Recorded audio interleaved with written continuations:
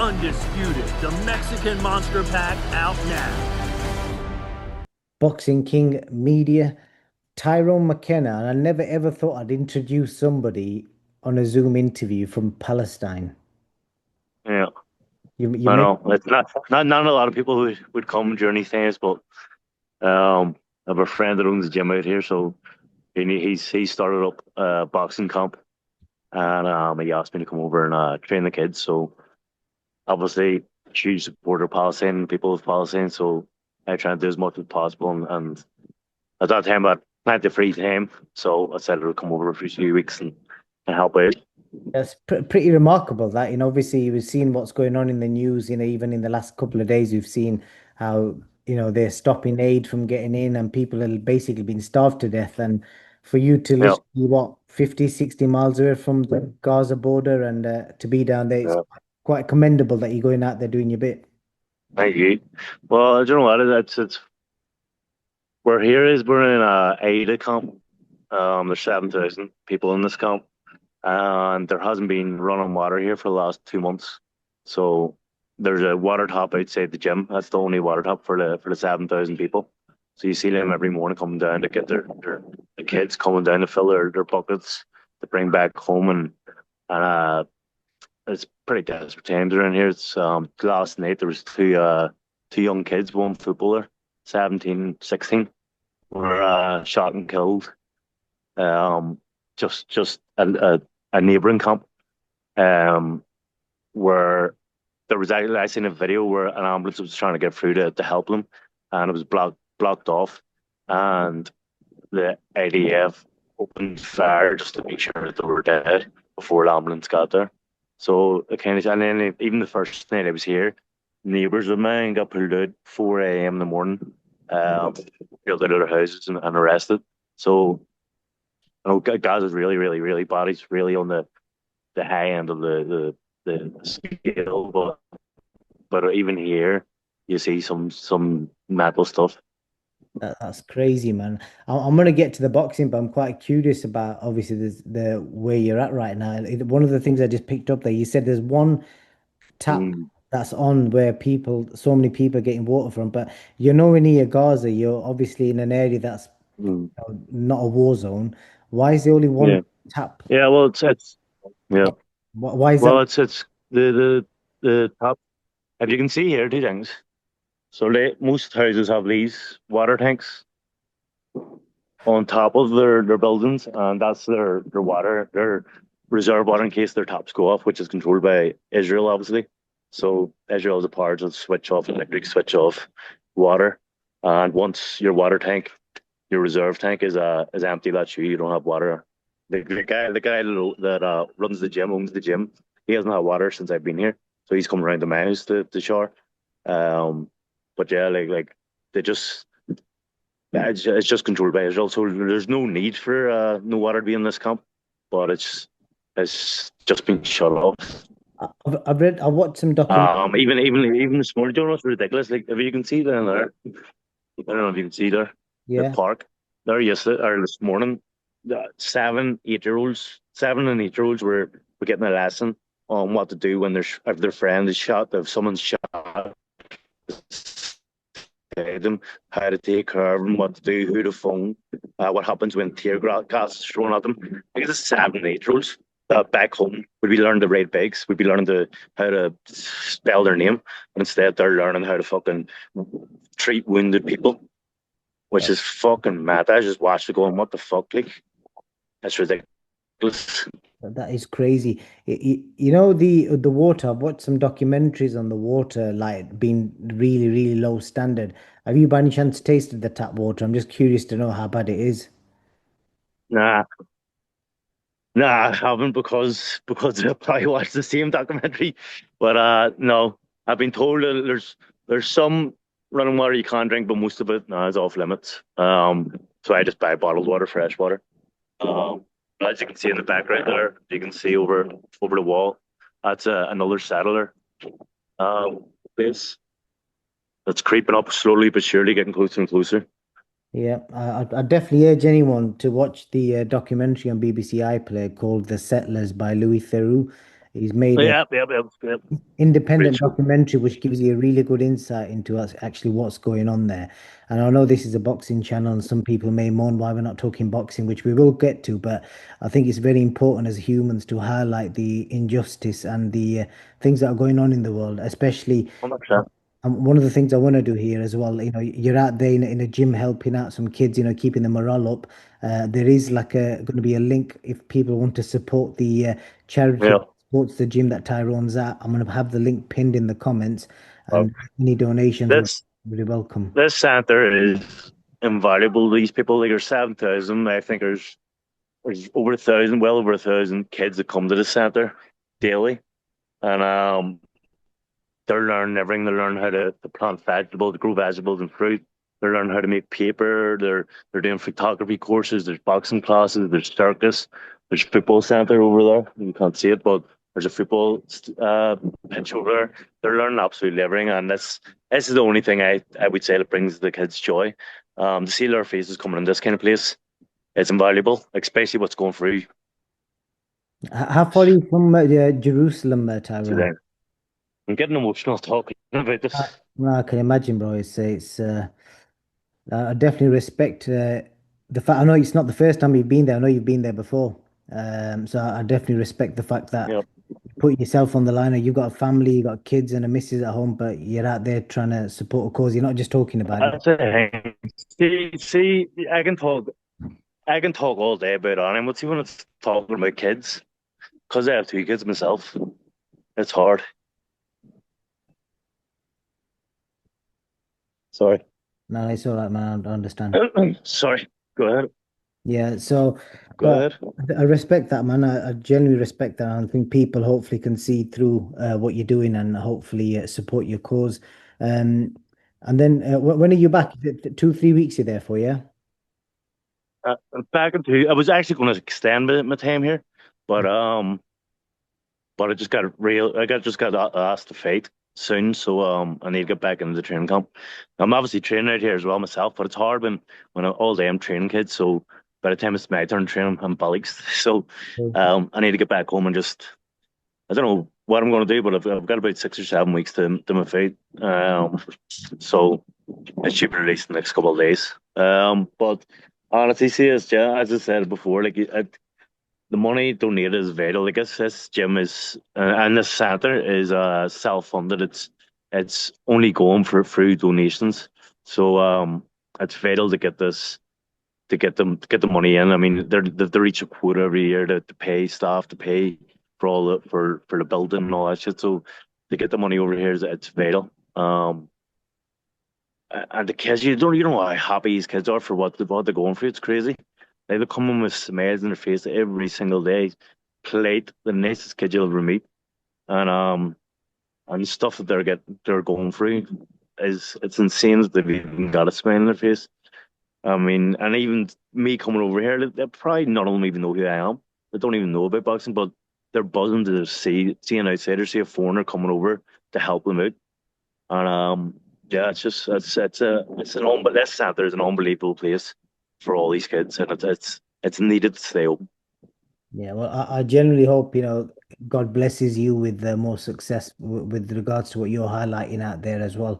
Because, like I said, not many people would pack up their bags and leave their family behind and go across there, especially in this current time. So, I Mhm. generally respect that. The link will be up in the comments. I'll make a donation. I hope the viewers who are watching, if you want to help out, do your bit.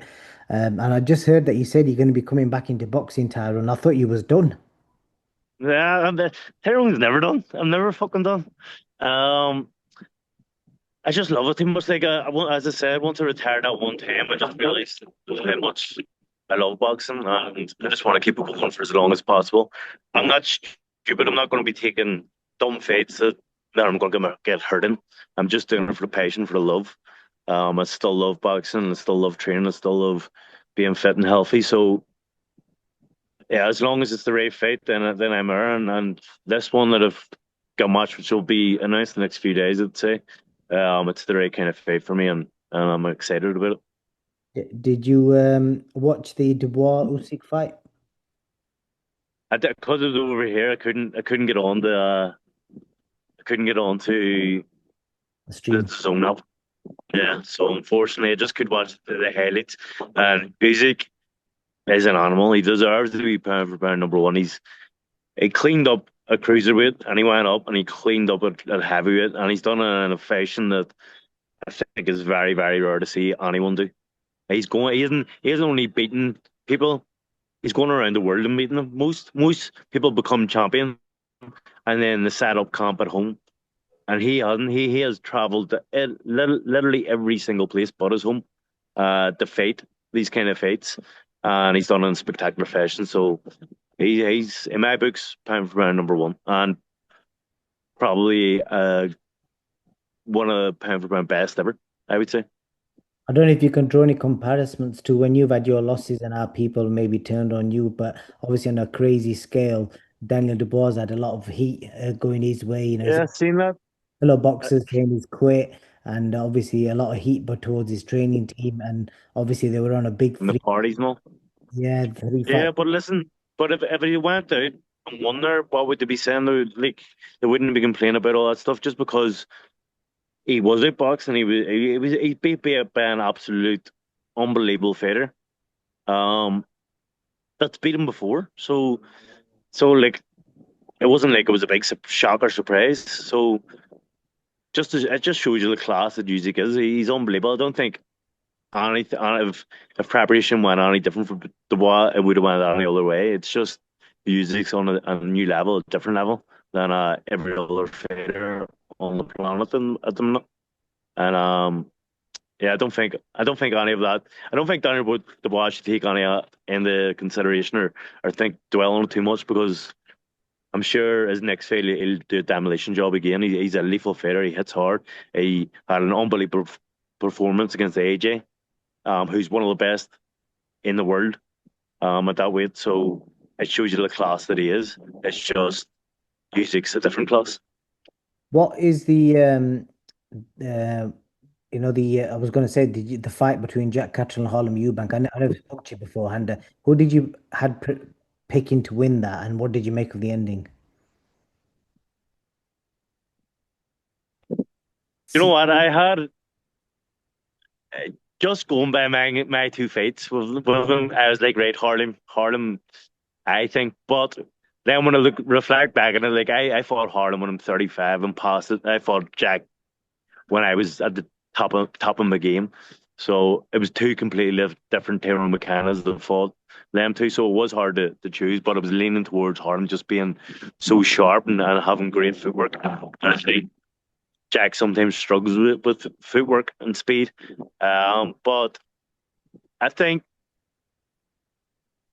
I think Jack was winning the fight up until that happened. It was a shame that it was called off early.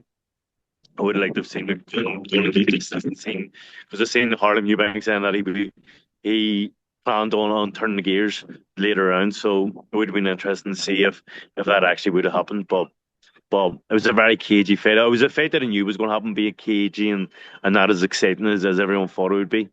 Um, but that's the way they're both are kind of counter punchers as well. They wait on you and are very patient. So it had all the makings to be a kind of a boring fight, didn't No comment on that. Two comments. it? Um, but did you agree with the final decision from the scorecards? Because Harlem felt it was a draw, I think. I forget to be honest. I'm not one that I watched the fight, but I'm not one that sits and scores fights. I just watch a fight and then at the end I'll think who won. Um, it could have been a draw. It could have been a draw. I think Harlem had a good few spells. I think Jack was landing the meteor shots, the better shots, but it was a good fight. Well, it was a tight fight, but Jack Jack was a home fighter, wasn't he? And I think being the home fighter, you get the advantage of the close rounds, don't you? 100%. That's it really, Tyrone. When can we see the announcement? He said a couple of days for your comeback. Yeah, well, I only got told about it today, so out here in Palestine, I'm gonna have to start putting on pressure in the camp.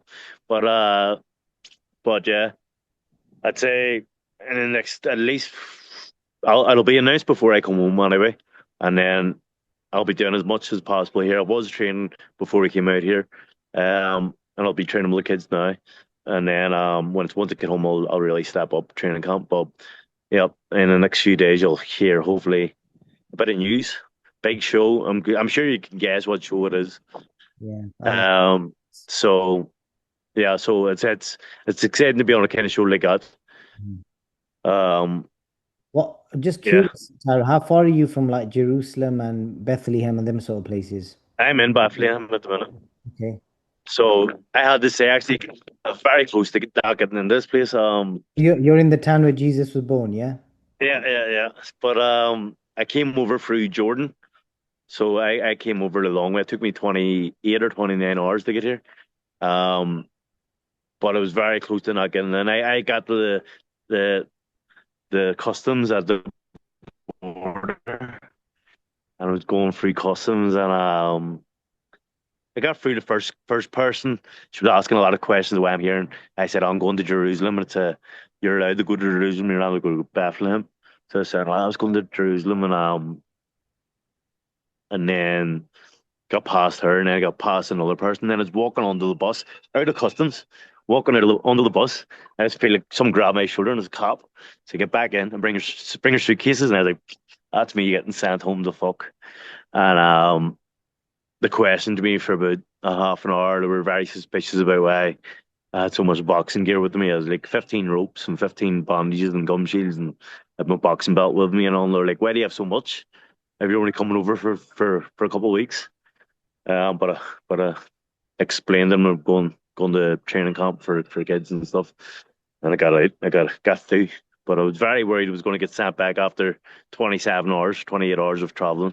You flew So I was into very worried. Jordan. You flew into Jordan and traveled across by car from Yeah, there. yeah, yeah, yeah. Travel. So you had to travel to Jordan, fly to Turkey, to fly Turkey to Jordan, and then I think a taxi to a bridge, stand at a bridge for about 6 hours in the roasting heat with a crowd of people trying to get through that gate. And then you're in customs for a couple of hours, and then you have a bus to Jericho, and then a taxi to Bethlehem. It was a long journey. Why didn't you just fly into Tel Aviv? You wouldn't get in being an Irishman. Yeah. An Irish passport doesn't look good flying into Tel Aviv. They do a lot of questions. It's a lot more difficult. A lot of people have been turned down that I would know. Came coming over here, flying into Tel Aviv, so you're better off just going to Jordan. Okay. And the birthplace of Jesus, obviously Bethlehem, which is now modern day Palestine. How far is it from where you're at right now? And have you been there?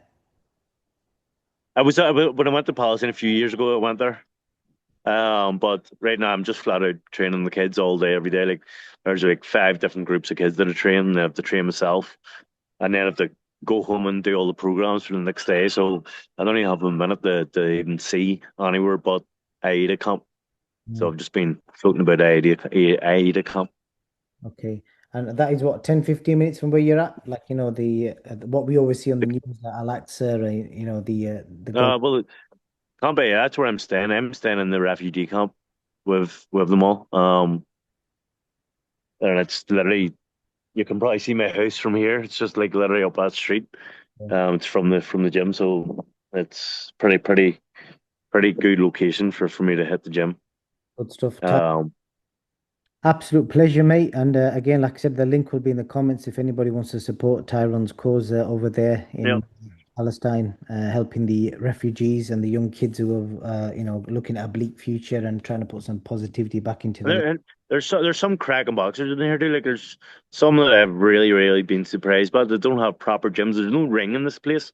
Mm. There's one bag or two bags. There's they don't even have bandages. They don't have gum shields. They don't have hair guards. They don't have sparring gear.